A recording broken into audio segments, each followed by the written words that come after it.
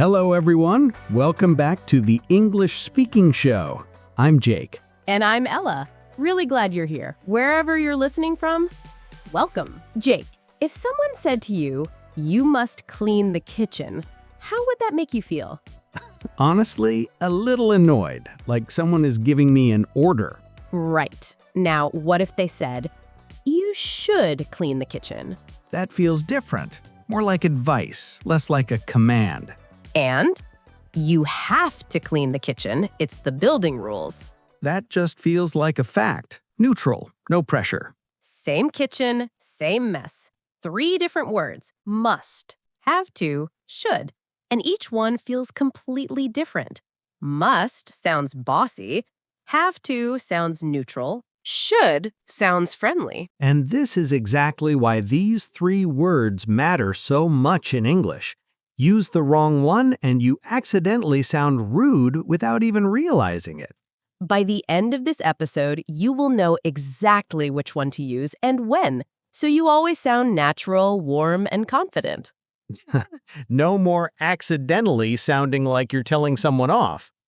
Unless you mean to. You know, even just imagining it got to me. You must clean the kitchen. Just picture someone saying that to you. You immediately feel like you have no choice, like someone is giving you an order. And that reaction makes complete sense, because must is a push. It comes from inside the speaker, their strong feeling, their authority, their personal conviction. When someone uses must, they are pushing. So, must always comes from the person saying it? Always. It is never about a rule or a law. It is personal. It is the speaker's own voice pushing through. The structure is simple. Subject plus must plus the base verb. And must never changes, no matter who you were talking about. I must finish this. She must finish this. They must finish this. Must stays exactly the same every time. And when exactly do you use it? When you feel something very strongly yourself, from the inside. I must finish this report before I leave today. I promised myself. Nobody told me. I feel this strongly myself. I must call my mother tonight. I haven't spoken to her all week. That feeling is coming from inside me, my own guilt, my own push. And what about when you are in charge, when you have authority over someone? Same word, must. But now it is your authority pushing down. You must wear your ID badge at all times. A manager saying this to their team. Their authority, their push. You must submit your work by Friday. A teacher saying this to students. Same idea. And can you use must just as a reminder to yourself? Yes, this is very common. Talking to yourself about what you know you need to do. I really must go to the gym this week. I haven't been in 2 months. Pushing yourself. Nobody else is involved. I must remember to buy a birthday card for my dad. His birthday's tomorrow. A personal reminder. My own push to myself. You know, I had a manager once who used must in every single email. You must reply within 1 hour. You must attend every meeting. You must send a daily update. That sounds exhausting. It was, because every message felt like a push. And that is exactly the thing about must. It is strong. It is heavy. When you use it too much with other people, it very quickly starts to feel rude. Now, one very important thing. Must has no past form. You cannot say, I must go there yesterday. That is wrong. When you need to talk about the past, use had to. I had to stay late yesterday. She had to cancel the meeting. But wait, is had to the past form of must or have to? Good question. Had to is the past form of have to, but because must has no past form at all, we also use had to as a substitute. So in the past, for both must and have to, you use had to. We will explain have to properly in the next section. Then it will all make sense. Quick summary before we move on. Must is a push. It comes from the speaker. their strong feeling, their authority, their conviction. Use it for personal feelings, authority, and reminders to yourself. And use it carefully with other people, because too much must very easily sounds bossy and rude. And for the past, always had to, because must has no past form of its own. Now, what about when the feeling is not personal, when it comes from a rule, a law, someone else's requirement? That is have to, and it feels completely different from must. Different how? Think about must. Must comes from inside you, your own strong feeling, your own push. Right. Must is different. It comes from somewhere else. A rule, a law, your company, your situation. So it is not personal. Not at all. You might not even agree with it, but it is what it is. That is why have to feels neutral, like a fact. Exactly. Feel this difference. I must go to the gym. My own push. I feel this strongly myself. I have to go to the gym. My doctor told me to. Not my choice, just what needs to happen. Same gym, same sentence, but completely different feeling. Now the structure. Have to or has to plus the base verb. And this one changes. I have to, you have to, we have to, they have to. But she has to, he has to, it has to. Let me give you examples from my own life. I have to wear a badge at work. Company rule, not my choice. And I have to attend the Monday team meeting. Everyone in my department does, no exceptions. I have to send a progress update every Friday. My manager requires it. I have to be at my desk by 9. Office hours are fixed. Did you notice something about those examples? None of them felt personal. They were all just facts about our situations. Exactly. No emotion, no push, just this is how it is. And have to has something must does not have, a past form. Had to? Yes, I had to stay late yesterday. She had to cancel the meeting. We had to change our plans. All completely natural. When I started my job, I had to complete 3 weeks of training first. Everyone had to do it, just the process. Now the negative, and this is very important. Don't have to? Yes, and it means something completely different from mustn't. How different? You don't have to bring a gift.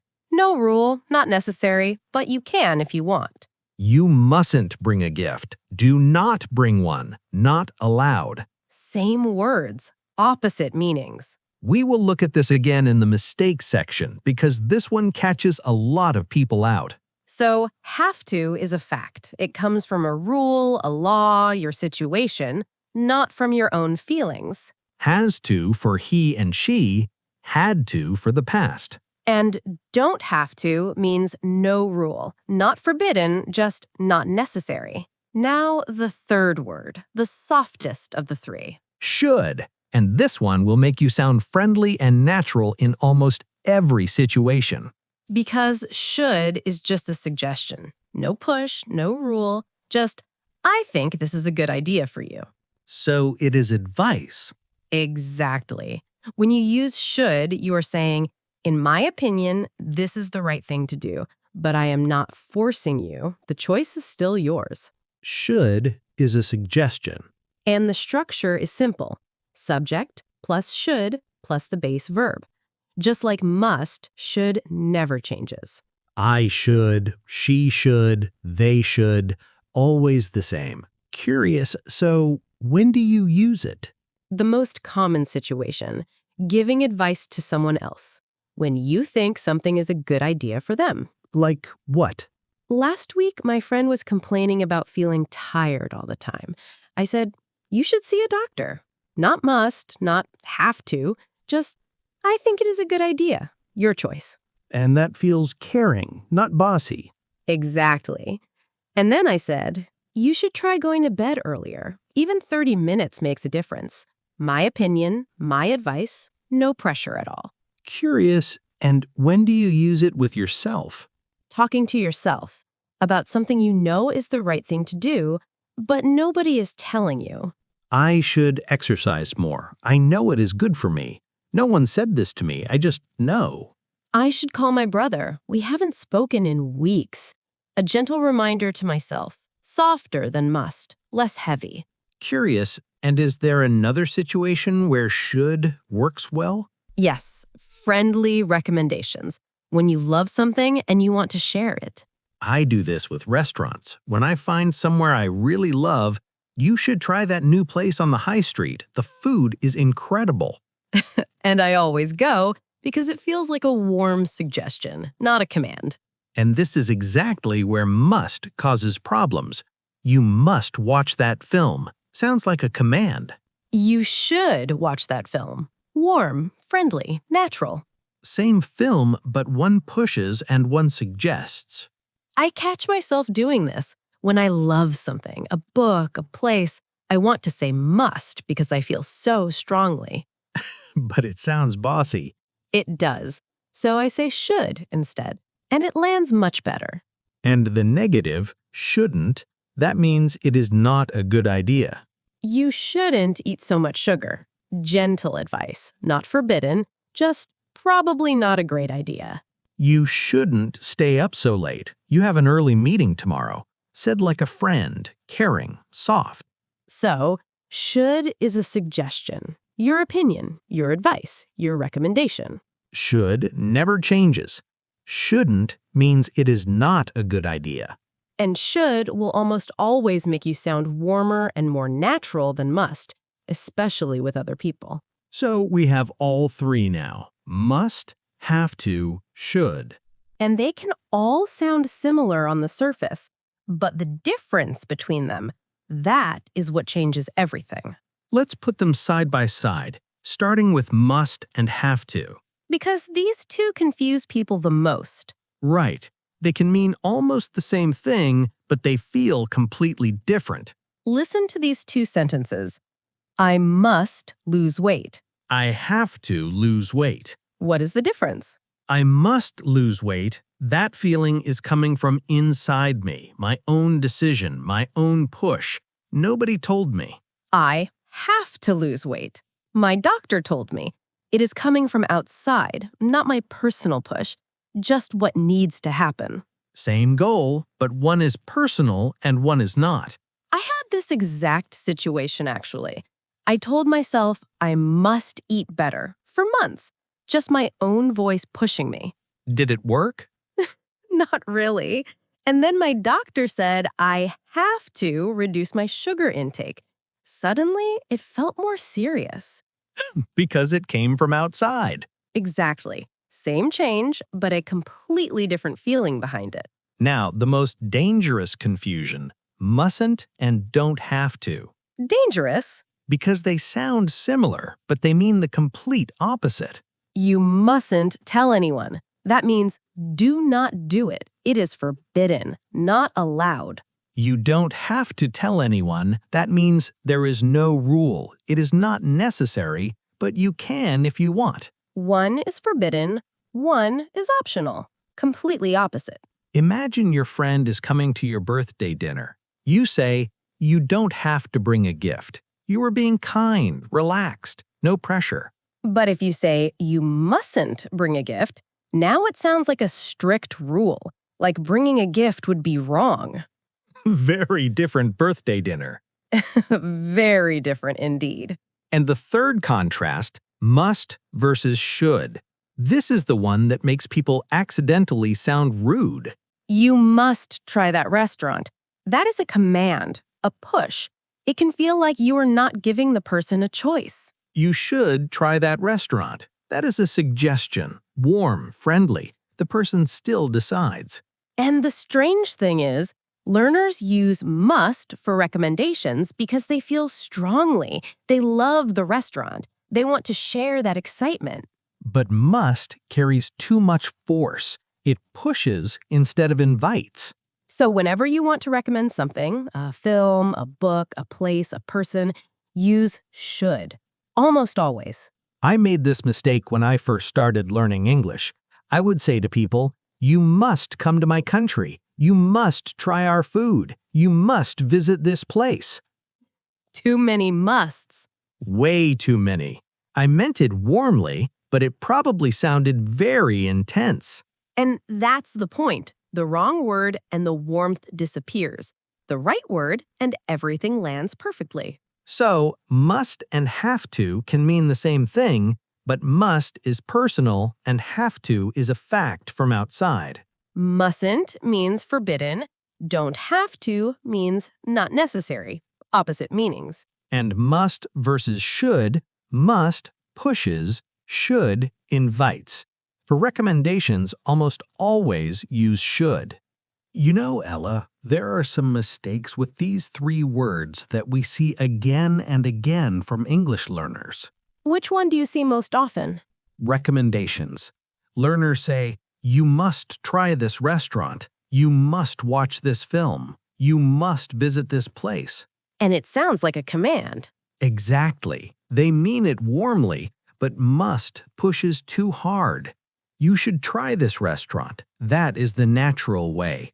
Warm, friendly, a suggestion. And the one I see most? Mustn't and don't have to. Learners use them as if they mean the same thing. What kind of situation? Someone wants to tell their friend, no need to bring money, everything is paid for. They say, you mustn't bring your wallet. But mustn't means forbidden, not allowed. So the friend thinks, bringing money is somehow against the rules. The correct way, you don't have to bring your wallet. Not necessary, but you can if you want. One word, completely opposite meaning. And must in the past. Learners say, I must go there yesterday. Must has no past form, always had to. I had to go there yesterday. She had to cancel the meeting, no exceptions. And one more, she musts finish the report. Must never changes. No S, no ED, no ING. Always, she must finish. Now, two situations that surprise even confident learners. Tell me. I have to say, I completely agree with you. Is someone forcing you to agree here? No, nobody is requiring that. Right. Nobody is forcing you to agree. But native speakers say, I have to say, when they want to express something strongly. It's like saying, I really want to make this point clearly. So, I have to say, that was an incredible meal. Not a rule, just, I feel this strongly and I want you to know it. I have to admit I was wrong. I have to be honest, I'm not sure about this. Same idea every time. The speaker is being direct and emphatic, not talking about a rule at all. Think of it as have to being used for feeling, not for obligation. You will hear it constantly in real English conversations. And the second one, you must be tired after that long journey. But that is not a command. Nobody is telling someone to be tired. Exactly. Here, must means I'm almost certain this is true. A strong conclusion. You must be hungry. You haven't eaten all day. You must be exhausted. She worked 16 hours yesterday. Not a push, just a very strong conclusion based on what I know. So must has two jobs, a push and a conclusion. Both very common in real English. Write in the comments, which of these mistakes have you made? We read every single one. And now, our favorite part, let's use everything in a real conversation. Okay, Jake and Ella are colleagues. I have just started a new job. Ella has been working there for 2 years. It is my first week. Listen carefully as we talk. You will hear must, have to, and should naturally. See if you can spot which one we use and why. Ready? Ready. Hey, Jake, welcome to the team. How are you finding everything so far? Honestly, it is a lot to take in. There is so much I have to learn. I know that feeling. First week is always overwhelming. What time do you have to be in every morning? 9 o'clock, and I have to attend the morning briefing every day. My manager told me it is mandatory for everyone. Yes, everyone has to do that. It's just company policy. You get used to it quickly. Curious, and do I have to wear formal clothes every day? I wasn't sure about the dress code. You have to wear smart clothes Monday to Thursday, but on Fridays it's casual. You don't have to dress formally at all. Oh, that is good to know. And listen, you should introduce yourself to the team on the third floor. They work closely with our department. Good idea. I must remember to do that today, actually, before everyone leaves for lunch. And you should talk to Sarah in accounts. She handles all the new employee paperwork. You must submit your documents by end of this week, by the way. HR requires it. Right. I have to do that today then. I don't want to miss the deadline. You should also grab coffee with the team on Fridays. Everyone gets together in the kitchen around 4. It's a really nice way to get to know people. I would love that. You know, I have to say, everyone here seems really friendly. I was quite nervous before I started. You must have been. Starting somewhere new is always nerve-wracking, but you're going to be fine. Thank you, Ella. I really appreciate it. Okay, did you catch them all? Let's go through them together. The have-to moments were clear. I have to attend the morning briefing. That's a company rule, not my personal feeling, just what is required. And you have to wear smart clothes Monday to Thursday. The dress code is fixed. Nobody chose it personally, it's just the rule. Have to submit my documents by end of the week. HR requires it. External requirement, a fact. Now, the should moments. You should introduce yourself to the team on the third floor. That was friendly advice. I was not telling Jake he had to. Just, I think it's a good idea. And you should grab coffee with the team on Fridays. A warm suggestion, no pressure. Jake can decide for himself. And I must remember to do that today. That was Jake's own personal reminder to himself, his own push. Nobody told him. And you must have been nervous.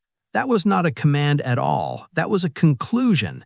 Ella was saying, I'm almost certain you felt nervous based on what she knows about starting somewhere new.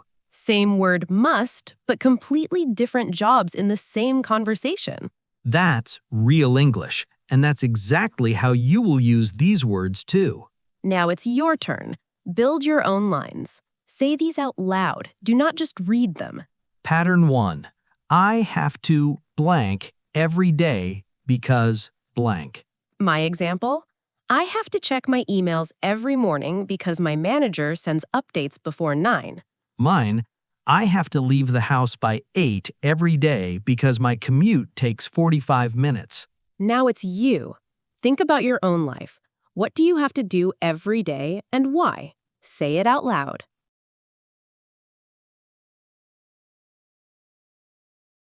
Pattern 2.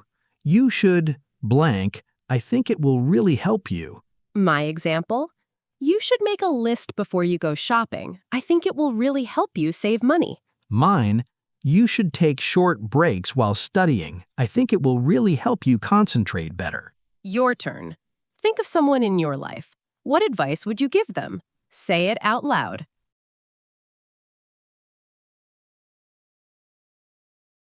Pattern 3. I must remember to blank today.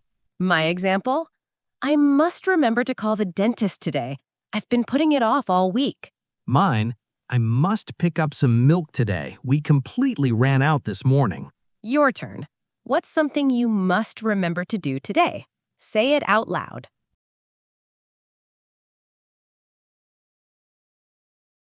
Your own words, your own life. That's real practice. Okay, let's bring everything together one final time. The rule that covers all 3 words. Must is a push. Have to is a fact. Should is a suggestion. Write that down. Put it somewhere you can see it, because that one sentence will help you every single time you are not sure which word to use. Must comes from inside you, your own strong feeling, your own authority. It is personal and forceful. And use it carefully with other people. Too much must, and you start to sound bossy without even realizing it. Have to comes from outside, a rule, a law, a requirement from someone else. No personal push, just a fact about your situation. It changes. Have to, has to. And it has a past form, had to. Must has no past form at all. And don't have to means not necessary, not forbidden, completely different from mustn't. Should is the softest of the three. Your opinion, your advice, your recommendation. When you want to suggest something, recommend something, or advise someone, should is almost always the right choice. And should will make you sound warm, natural, and friendly, exactly the way you want to sound. Now, your challenge. We want 2 sentences from you in the comments right now. Sentence 1. Something you have to do every day. A rule or requirement from your life. Sentence 2. Something you think everyone should do. Your advice to the world. 2 sentences. Write them below. We read every single comment. And if this episode helped you understand must, have to, and should, if you finally feel the difference between them, please subscribe. We make these episodes every week for you. Every episode is designed to help you speak English more naturally, more confidently, without stopping to think. Just like that kitchen conversation at the beginning, must felt like a command, have to felt neutral, should felt friendly. Same kitchen, same mess. 3 completely different feelings. And now you know exactly why. Thank you so much for watching. See you next time. Goodbye. Goodbye.